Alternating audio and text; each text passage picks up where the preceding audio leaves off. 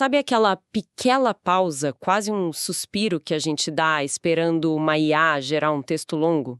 Ou um código complexo? Aquele momento que o cursor fica piscando. Exato. O nosso cérebro já pulou para a próxima tarefa, mas a máquina ainda tá, tipo, pensando. Sim, E se essa espera pudesse ser cortada pela metade? Ou até mais, né? E sem perder a qualidade da resposta? seria uma mudança em tanto. Pois é. Hoje, nossa análise é sobre uma nova abordagem que promete exatamente isso. Ela se chama DER e parece ser uma mudança assim, fundamental na forma como a gente acelera os grandes modelos de linguagem. E a nossa fonte é um artigo de pesquisa bem recente que explora uma dinâmica que eles descrevem como rascunho e verificação. Isso. Então, a nossa missão aqui hoje é ir um pouco mais a fundo, né? Vamos entender por que os modelos de IA atuais são, no fundo, lentos. Certo. E aí desvendar como esse método DER funciona e, claro, o mais importante, analisar se os resultados são tão revolucionários quanto parecem. A ideia central que a gente vai explorar é essa de usar um tipo de modelo para rascunhar, que é o de difusão, Uhum. e outro para verificar, que é o autorregressivo. Ok, vamos começar a desvendar isso então. Para entender a solução, acho que a gente precisa primeiro entender bem o problema. Por que essa lentidão toda acontece? Como um LLM, por padrão, gera uma resposta? Essa é a questão fundamental. O método padrão, ele é chamado de decodificação autorregressiva, ou AR. Certo. A melhor forma de imaginar isso é pensar num escritor que é extremamente meticuloso e um pouco inseguro, talvez. Ele escreve uma palavra, Uhum. lê tudo que já escreveu desde o começo e só então decide qual vai ser a próxima palavra. Nossa, uma palavra de cada vez? Uma de cada vez. Ele repete esse processo dezenas, centenas de vezes. Cada nova palavra depende de todas as anteriores. Entendi. É um processo que garante a coerência, porque ele está sempre olhando para trás, né? Mas soa incrivelmente ineficiente. E é. Mas por que foi projetado assim, então, se a lentidão é um efeito colateral tão óbvio? É um clássico trade-off de engenharia, sabe? Precisão versus velocidade.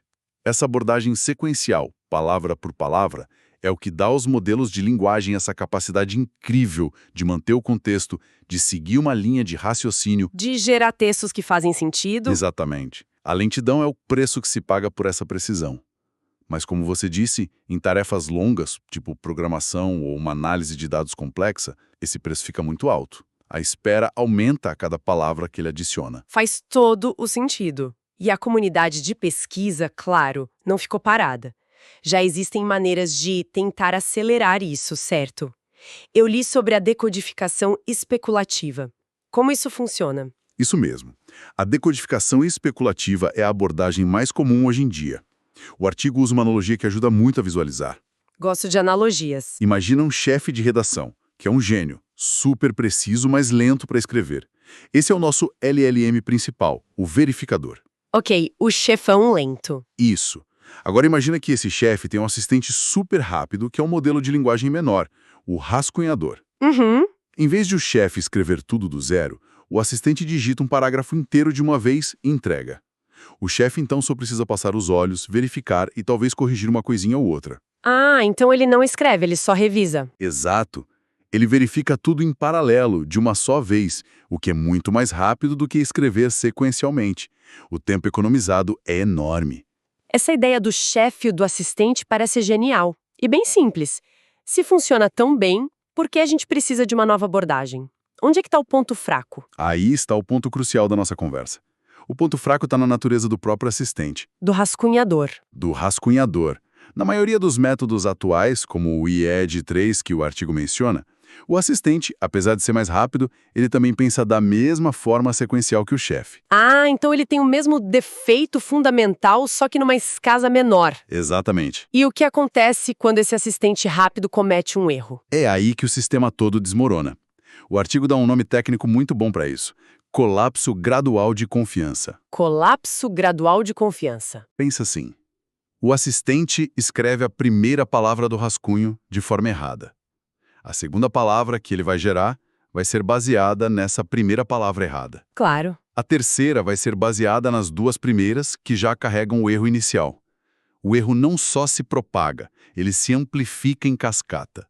O rascunho começa a se desviar cada vez mais do caminho que o chefe esperaria. É como dar uma instrução errada no começo de uma receita.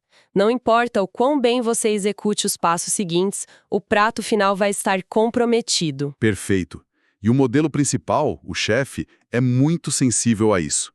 O artigo até mostra isso num gráfico, a figura 2, que mostra a trajetória do rascunho se afastando cada vez mais de uma tal região de aceitação. Entendi. Depois de um número pequeno de palavras, talvez 7, 8, o rascunho fica tão diferente do que o modelo principal teria gerado que ele é simplesmente descartado.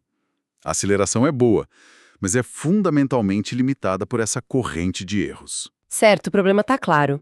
O assistente atual, por pensar de forma sequencial, cria rascunhos muito frágeis. E é aqui que entra o DEER. A grande sacada, pelo que eu entendi, não é ter um assistente mais rápido, mas um que pensa de uma forma completamente diferente. É precisamente essa mudança de paradigma. O D em DEER significa difusão. Em vez de um modelo autorregressivo como assistente, eles usam um modelo de difusão. Peraí, modelo de difusão. Eu associo isso imediatamente com geração de imagens, tipo DALL-E, Midjourney, que criam fotos a partir de ruído. Como isso se aplica a texto? Parece uma ferramenta meio estranha para esse trabalho. Modelos de difusão não geram conteúdo de forma sequencial. Eles não fazem palavra 1, depois palavra 2. Certo. Eles geram um bloco inteiro de tokens de uma só vez, em paralelo. O processo é como esculpir a partir de um bloco de mármore, sabe? Eles começam com uma representação ruidosa e a refinam num único passo para formar um texto coerente. E qual a consequência disso? A consequência transformadora para essa tarefa. A corrente de dependência sequencial é quebrada. Um erro potencial na terceira palavra do rascunho não tem nenhuma influência sobre a primeira ou a oitava palavra. Porque todas foram geradas ao mesmo tempo. Sim, simultaneamente. Ah, então a qualidade de cada palavra no rascunho é independente das outras. Isso elimina completamente o problema do colapso de confiança. Exatamente. A imagem que me vem à mente, e que o artigo reforça, é a de uma corrida. De um lado, a gente tem um modelo AR, preciso e lento, como uma tartaruga professora, sábia, metódica. Do outro lado, quem seria o concorrente nessa nova abordagem? Seria o servo-aluno. O modelo de difusão é ágil, é veloz, gera tudo em paralelo. É o servo. O grande desafio do DEER, então, é exatamente o que você intuiu. Como ensinar esse servo veloz a correr na direção exata que a tartaruga sábia apontaria. Ele precisa aprender a pensar como a tartaruga. Isso. Mesmo usando um método totalmente diferente. Isso. Isso levanta uma questão importante, né? Não basta simplesmente conectar um modelo de difusão e esperar que funcione. Ele precisa ser treinado para essa função específica. Como se ensina um servo a pensar como uma tartaruga sem que ele perca a velocidade? O artigo descreve um processo de treinamento muito inteligente em 2 estágios, projetado exatamente para isso. O primeiro estágio é chamado de destilação no estilo AR. Ok. Basicamente, eles alimentam um modelo de difusão, o servo, com milhares de exemplos de textos escritos pelo modelo AR, a tartaruga. Só que eles cortam os textos no meio e a tarefa do servo é completar o que falta. Ah, é um treinamento focado em continuação de texto. Isso. Com isso, o servo aprende o estilo, a lógica, os padrões de pensamento da tartaruga. Ele aprende a imitar, mas eu imagino que só imitar o estilo geral não seja suficiente, especialmente considerando o quão sensível o verificador é aos primeiros erros, né? Exato. E é por isso que o segundo estágio é tão crucial. Chama-se refinamento de precisão, ou scribe refinement. Depois que o servo aprende o básico, o treinamento foca obsessivamente em uma única coisa: acertar os primeiros tokens logo depois do texto inicial. Os primeiros passos. Os primeiros passos. O método usa um sistema de pesos que o artigo chama de perda exponencialmente ponderada, para dar muito mais importância ao acerto dessas primeiras palavras. Isso é genial. É como se no treinamento de um corredor eles focassem 90% do tempo nos primeiros passos da largada. É uma ótima analogia. Porque se você tropeçar no primeiro metro, a corrida já acabou, não importa o quão rápido você seja depois. É a analogia perfeita. Ao garantir que o rascunho comece com o pé direito, a chance de o verificador aceitar não apenas a primeira palavra, mas um trecho muito mais longo aumenta drasticamente. Entendi. Ao combinar esses dois estágios, o servo-aluno não só aprende a continuar um texto, mas aprende a fazer isso com altíssima fidelidade à tartaruga professora, especialmente no ponto de transição mais crítico. Tudo bem, a teoria é elegante, o treinamento parece muito bem pensado, mas na corrida real, nos benchmarks, o servo ganhou? E por quanto? Ganhou e a margem é impressionante. Os resultados quantitativos são muito claros. Em um benchmark padrão de geração de código, o Human Level, usando um modelo grande chamado Qwen 30B, o DIR alcançou uma aceleração de 5,54 vezes não é uma melhoria pequena. Só para a gente ter uma perspectiva, qual era o desempenho do método anterior mais avançado? Na mesma tarefa, o método anterior, o Eagle 3, aquele que usa um assistente sequencial, Certo. conseguiu uma aceleração de 2,41 vezes. O DIR oferece mais que o dobro da velocidade do melhor concorrente. Mais que o dobro. O que isso significa na prática para alguém, sei lá, um programador usando uma ferramenta como o Copilot? Significa a diferença entre o fluxo de trabalho e a interrupção. Uma aceleração de 2,4x é ótima. Reduz uma espera de 10 segundos para 4, mas 5,5x reduz esses mesmos 10 segundos para menos de 2. É quase instantâneo. É a diferença entre ter que esperar, quebrar a linha de raciocínio e receber o código quase instantaneamente mantendo o foco total. É uma mudança qualitativa na experiência. E tem um outro dado no artigo que eu achei ainda mais revelador sobre o porquê dessa aceleração toda.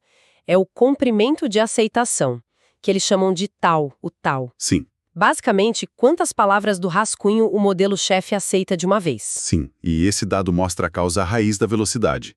O DR consegue fazer com que o modelo principal aceite rascunhos de até 32 tokens de uma só vez. 32. De gerar rascunhos 4 vezes mais longos e que ainda são considerados confiáveis pelo verificador é o que destrava esse novo nível de aceleração. 32 tokens. Isso é uma frase curta, quase um parágrafo.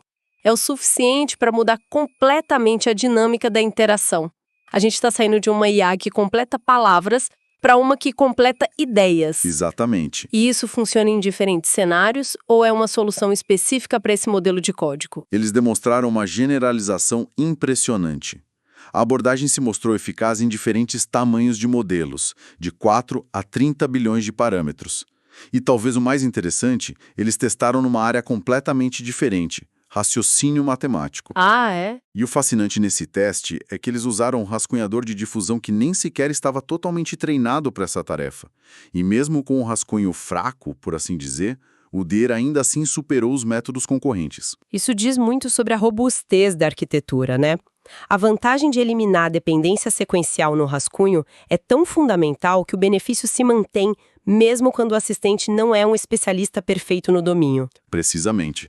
Sugere que o princípio central é amplamente aplicável. Então, se a gente for resumir a grande lição aqui, parece que o DIR não é só um ajuste fino, é uma mudança de paradigma mesmo.